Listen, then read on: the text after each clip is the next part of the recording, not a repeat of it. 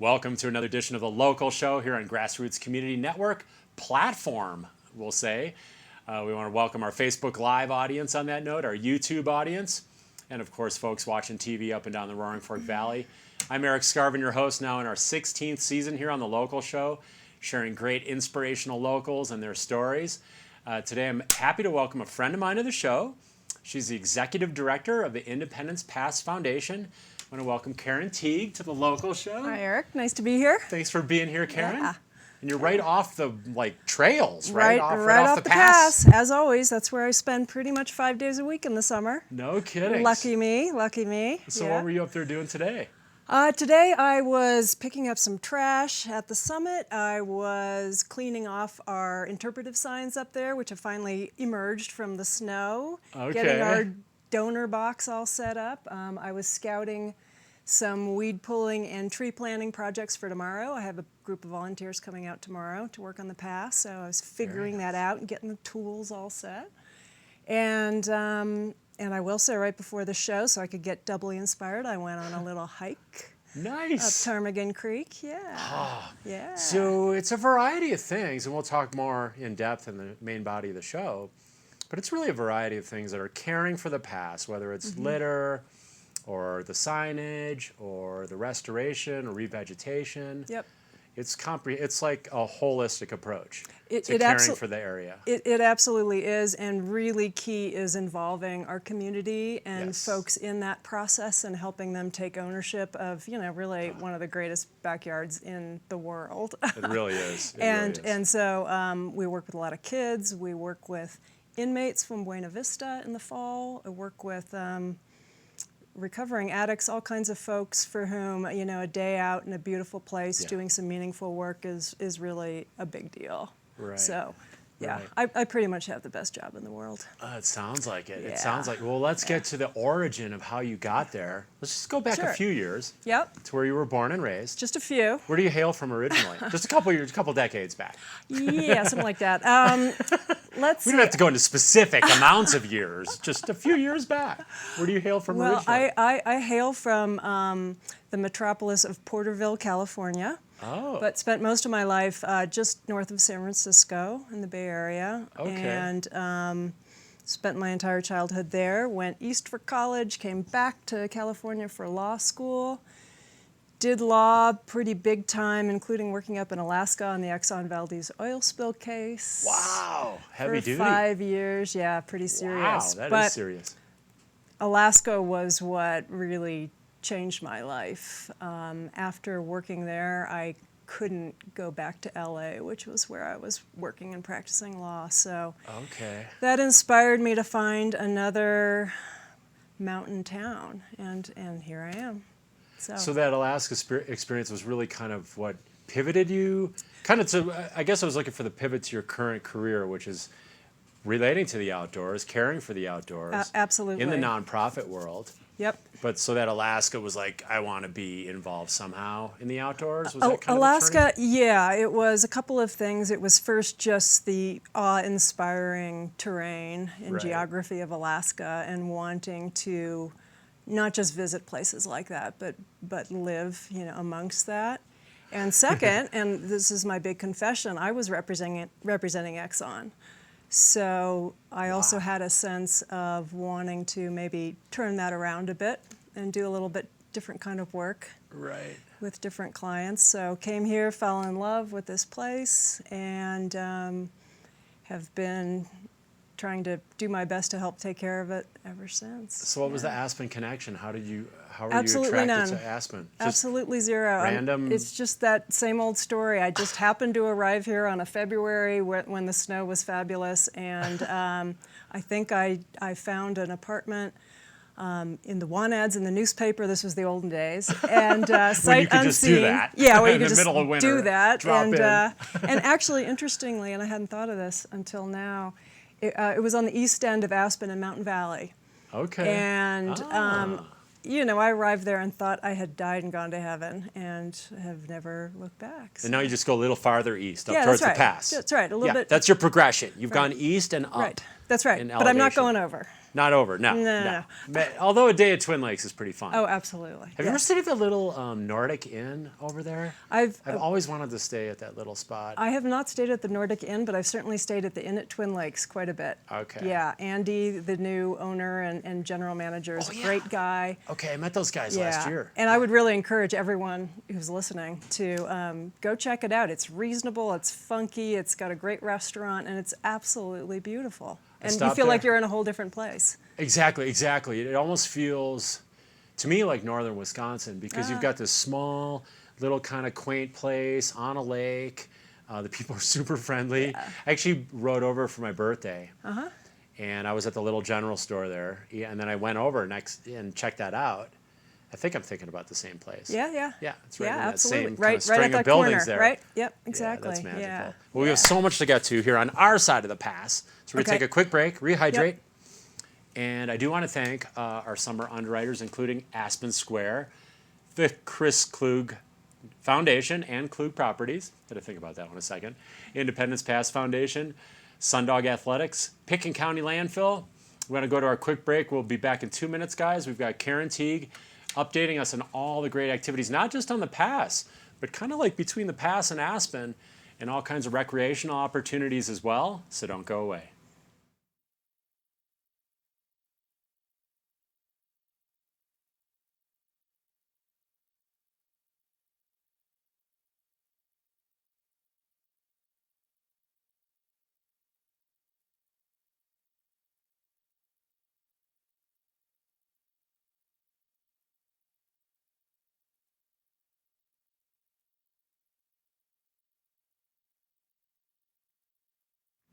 We're back here on the local show. Thanks for sticking with us, and welcome to our Facebook Live audience.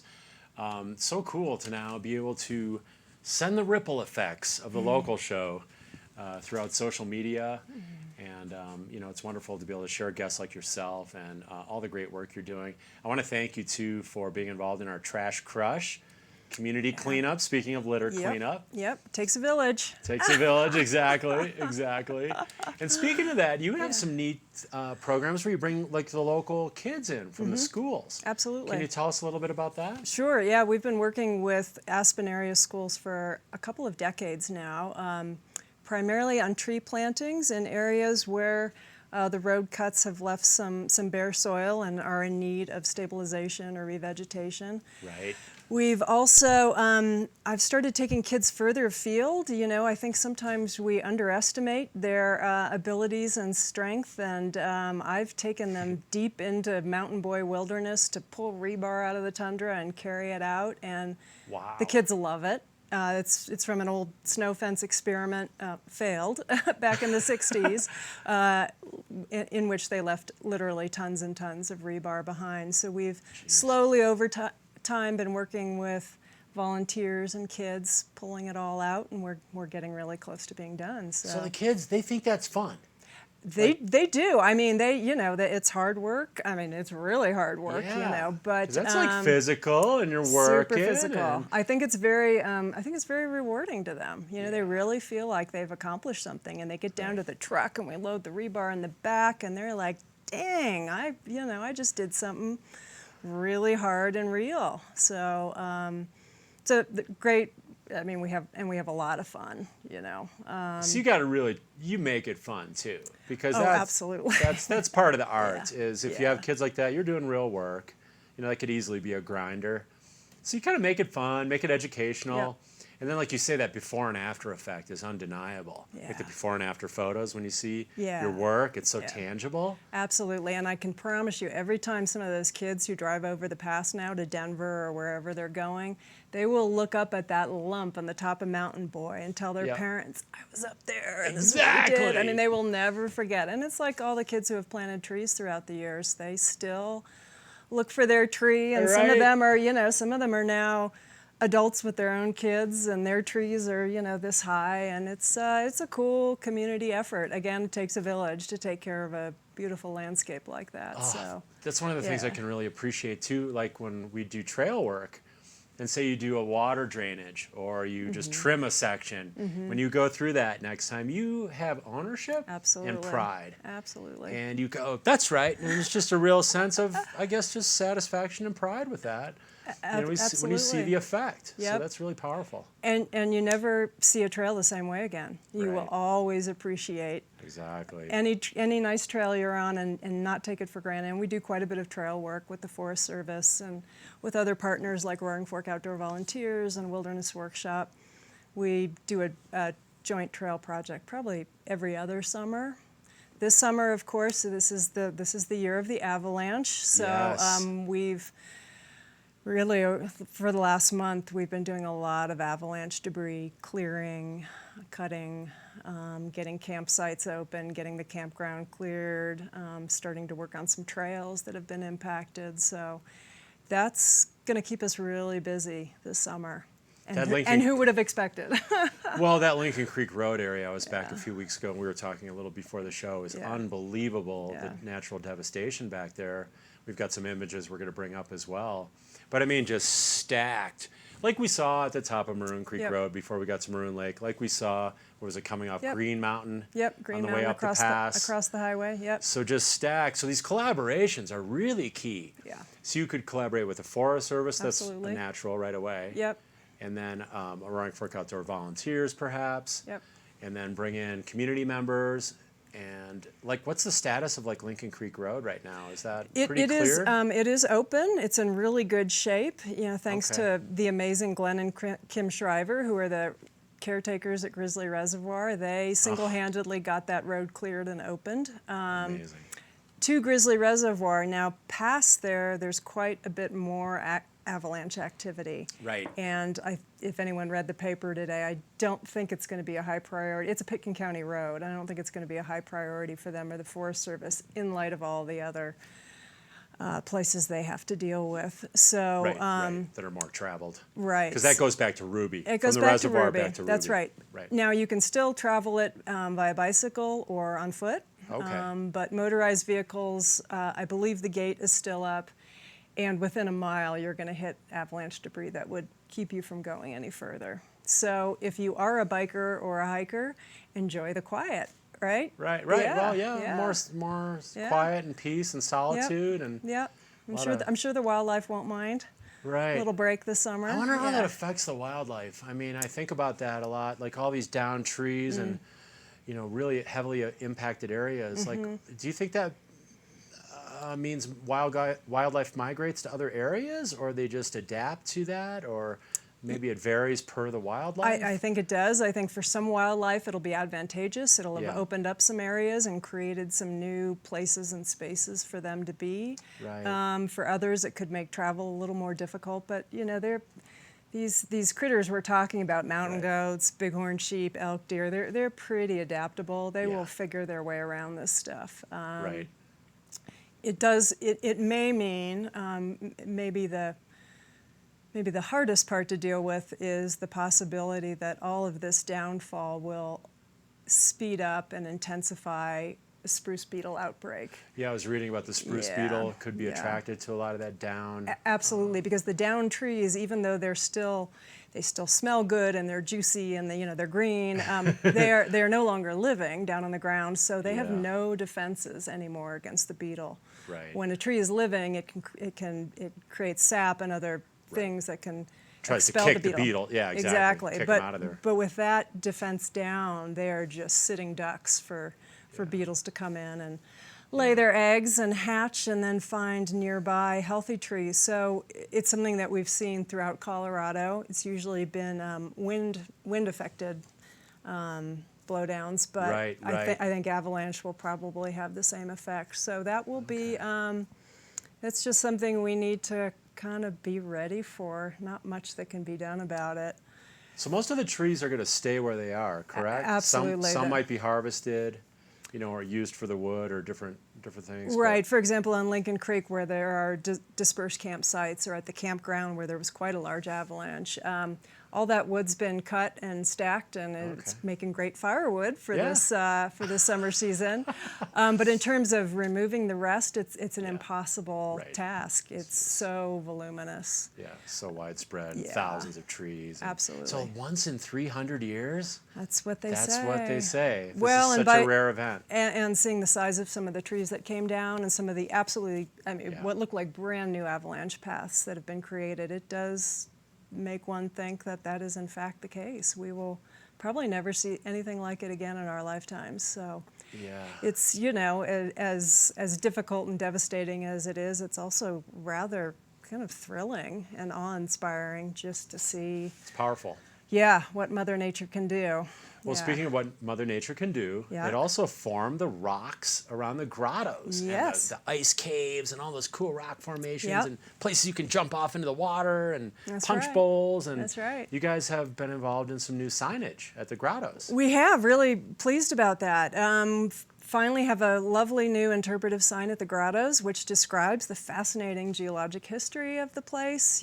There's rock there that's some of the oldest in Colorado, 1.7 billion year old gneiss.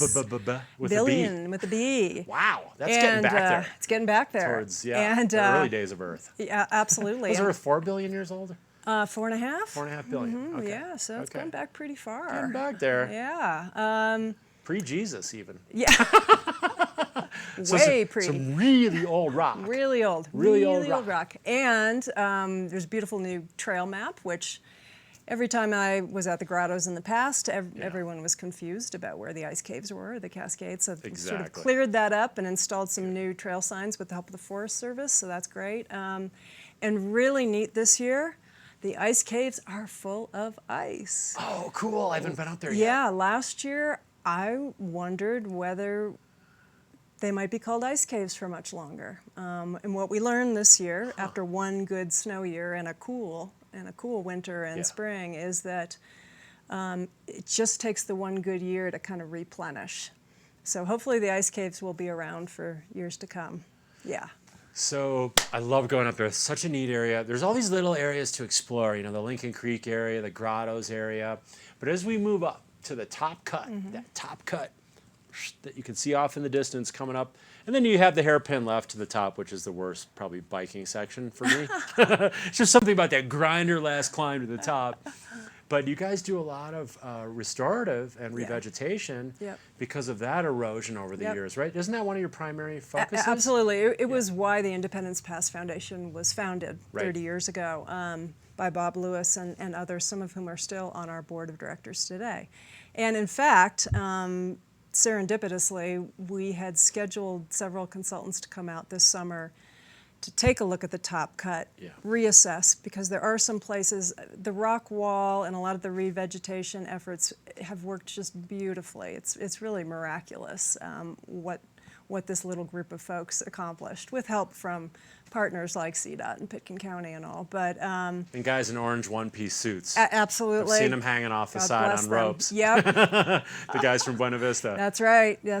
Who we still. Who I guess they love it, right? Don't they just like a wait list to do that? Well, better than a day in jail, right? So prison, I should say. And we still work with them every year, and they're critical to everything we do. And it's my favorite month of the year working with those young men. So that's coming up in August, or when September. do you guys? September. September's our month with the BV inmates. But in any event, to get back to the top cut, we are doing a reassessment this year. There are a few places that look like they're potentially failing or starting to erode pretty rapidly. It's gravity. It's 12,000 feet. It's tundra. It's harsh conditions. So it will be a constant work to keep that stable and green, but it's worth it, right? Work in progress. Yeah. Well, because you have all that dynamic going on up there. You have the altitude, you have the moisture, gravity. Maybe there isn't a lot of vegetation holding things in place, right? Because you're kind of getting into alpine tundra territory, which so takes you've got all that dynamic. Time to grow. Yeah. So here's an interesting one. Did anything change when Highway 82, the section of road, was designated as a U.S. Scenic Byway? Does that affect anything with you guys in terms of the Independence Pass Foundation? You know, I think it did when the Scenic Byways program was instituted. I think it did bring a lot more attention to the pass. Yeah. And which is wonderful. You know, everyone should get to enjoy it. At this point, we don't. You know, the pass is pretty well loved at this point. So we don't go out of our way to encourage, you know, more visitation as far as more that visitation. goes, like tourism. Yeah. But it's, you know, it's on everyone's radar at this point. Right. You know, understandably. Well, and it's becoming a road biker's Yes. must do. Yes. I like to call it the bike it list. Places you want to go bike. Like I've had that in my mind for a while. Like, why would I have a bucket list when I could go around the world and bike everywhere? Like Italy, like Norway, like all these great places. But Independence Pass is the highest climb still on the world tour. Is that right? That was ever climbed by pro cyclists. Oh, I didn't know that, At actually. 12,095 Okay, feet. cool. Because the European climbs, like at the Tour de France, which is on now, obviously, is happening. Yeah.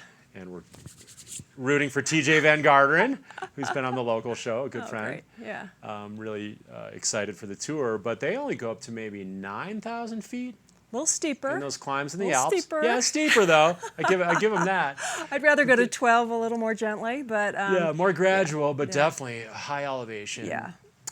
It's Great road biking, you know, accomplishment to go do Yeah. that from town is over 40 miles, 4,000 feet of climbing. Yep. Amazing riding. Yep.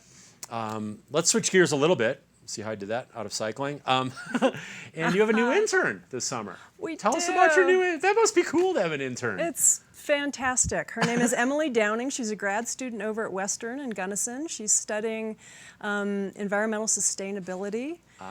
She's working with the Forest Service in Gunnison, so all of this, she studied the spruce beetle in Colorado, so all of this is right up her alley, and she is such a great second pair of hands. She's got a science brain. She knows how to analyze data. She's really allowed us to expand our alpine flora and fauna studies on the pass, looking at forest health, biodiversity, climate change effects, all of it. And here's something that's really cool about Emily. She is spending the summer camping on the pass. Right. So she's pretty badass outdoor girl. So she fits right in here. It's been really great to have her. Yeah. So she can bring some of the science and what's going on, kind of inventorying. Yeah, you know, we've been doing some data collection, working with various partners, Aspen Global Change Institute and others, collecting some data. She has some of the tools to do some analysis now and just help us expand that research and also bring a little more citizen science into it. Again, you know, engaging our community members in learning about and getting intimate with our backyard is a cool thing. Right. So, yeah. Tapping the brain trust in that Yeah. situation in the community. We're down to almost just 2 minutes left, Karen, but I want to know like what you love most. Like, what do you love most about the pass, and what do you love most about your job? Maybe it's the same thing. Oh my goodness. What I love most about Because you love a lot of things, I'm sure. I just love everything about the pass. I'm a pretty simple person. I'm very happy being up high in the mountains. This is a particularly thrilling season because the wildflowers are popping. Yes. So that's one thing I know a little bit about, and so I'm really enjoying that. My favorite part of the job, though, without question, is working with, for example, the Buena Vista inmates and just seeing how time out in a beautiful place, working hard, doing good work, being appreciated, can change a person's life. Right. Yeah. Transformative. Absolutely. And that must be wonderful. It is. And then that's hope, too. That gives them hope, shows them what's possible, and, you know, there's a lot to look forward to in life. You've nailed it. Including cookies. Oh, my goodness. So here's an interesting combo. Reusable container, single-use cookie. It's a little contradictory, but I hope you'll accept that for being on the show, because I appreciate your time. Bless you. Thank you. And I finally Eric. got you your beer pint glass that I promised from Pickett County Landfill. Yeah, it's empty, but, you know. Hasn't been used yet. It's not broken in A yet. beer will go in this tonight. Please Okay. make good use of that. Okay. In the meantime, cookies. And the cookies. Did you have fun today? I did. Thanks, Eric. Thank you for Great to see joining you. me. And thank you, Luna, for being such a nice little co-host. She was nice and calm today. Thanks, Rudy. She hasn't been on for a couple weeks. Good job, Looney. And thank you for watching this week on The Local Show.